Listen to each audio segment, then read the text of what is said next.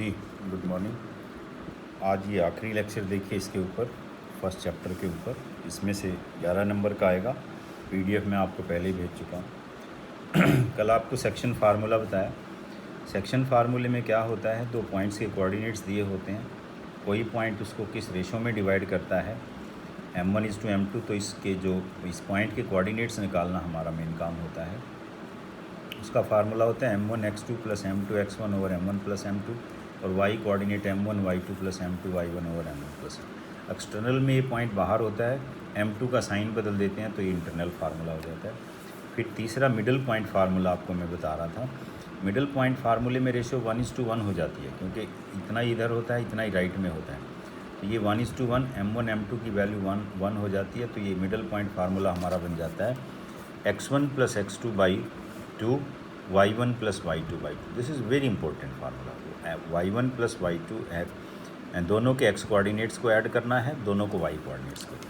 अगर मान लो क्वेश्चन में, कई बार क्वेश्चन ऐसा आ जाता है, ट्राइसेक्शन में दो रेशो लेनी है आपने, एक 1:2 एक 2:1। ये क्वेश्चन इंपॉर्टेंट बनता है। जैसे ये क्वेश्चन मैं बता भी रहा हूँ, ये कहता है find the coordinates of the points which trisects the line segment this and this. Trisects में एक आंसर नहीं आएगा, दो आंसर आएंगे। एक बार रेशो 1:2 लेंगे, एक बार 2:1 और इंटरनल फार्मूला लगा देंगे। As we know that in case of trisection we have to take two ratios 1:2 2:1। 1:2 लेंगे तो m2x1 / m1 + m2 ऐसे ही y, और एक बार रेशो 2:1 लेंगे तो हमारे दो आंसर आएंगे। आंसर आ गए जी। फिर ये इंपॉर्टेंट है क्वेश्चन जो हैं। ये कहता है determine the ratio in which the line 2x - 3y + 7 is divided by the join of 3 4 and 7 8। मतलब एक लाइन दी है जिसके ऊपर दो पॉइंट्स के कोऑर्डिनेट्स दिए हैं 3 4 और 7 8। ये लाइन इस लाइन को किस रेशो में डिवाइड करती है। तो ऐसे क्वेश्चंस हम कैसे करते हैं, हम ये मान लेते हैं कि ये जो लाइन है इसको k:1 रेशो में डिवाइड करती है, k:1। लेट द लाइन 1, इसको नंबर 1 दे दिया, divides the line joining a and b in the ratio k:1। ये तो लाइन जो हमें गिवन है, ये ए बी जिसको ये डिवाइड करती है, वो हमने k:1 रेशो मान ली। तो यहाँ इंटरनल फार्मूला जो लगाते हैं, m1 k हो जाता है, m2 1 हो जाता है। तो m1x2 + m2x1 / m1 + m2, फिर y coordinate m1y2 + m2 y1 / m1 + m2। और ये जो पॉइंट है C, ये इस लाइन पे भी लाई करता है। तो इस C के कोऑर्डिनेट्स k में आएंगे और वो यहाँ पुट कर देंगे x y की जगह, वहाँ से k आ जाएगा तो रेशो आ जाएगी। देखिए कैसे,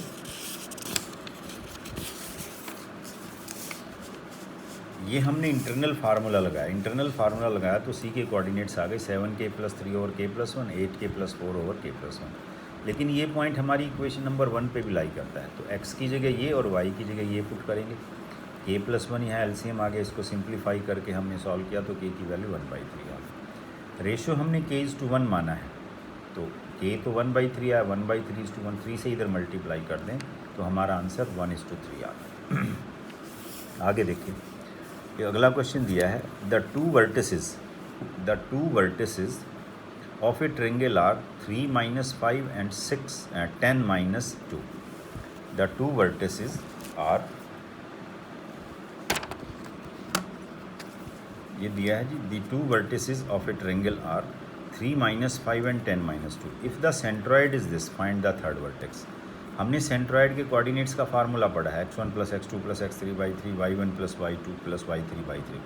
अगर तीन कोऑर्डिनेट्स दिए हैं, वर्टेसेस दिए हैं, और हमें सेंट्रॉइड निकालना है तो वो फार्मूला लगाना है। लेकिन इसने दो पॉइंट और सेंट्रॉइड दिया है, तीसरा वर्टेक्स पूछा है, तो हमने तीसरा वर्टेक्स CXY मान लिया। Let CXY be the third vertex of the triangle whose two vertices are given.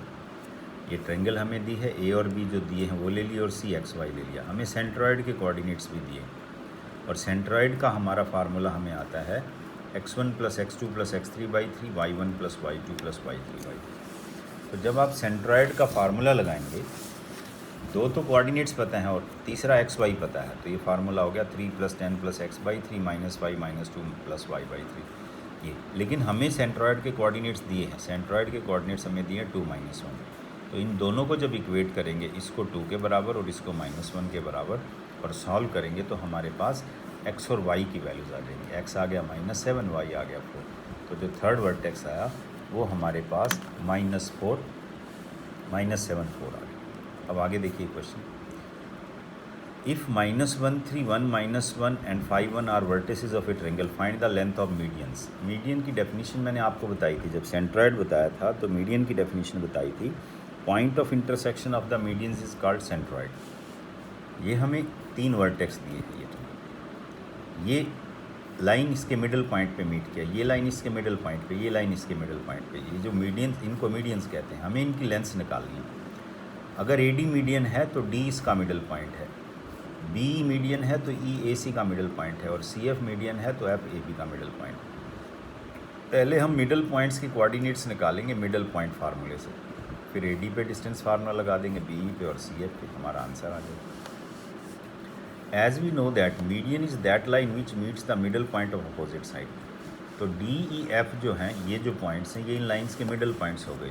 तो मिडल पॉइंट फार्मूला लगाया D पे, x1 + x2/2 y1 + y2/2 formula होता है, तो D इसका मिडल पॉइंट, E इसका मिडल पॉइंट और F, तो हमने ये मिडल पॉइंट्स निकाल लिए यहाँ, D30 E22 और F01।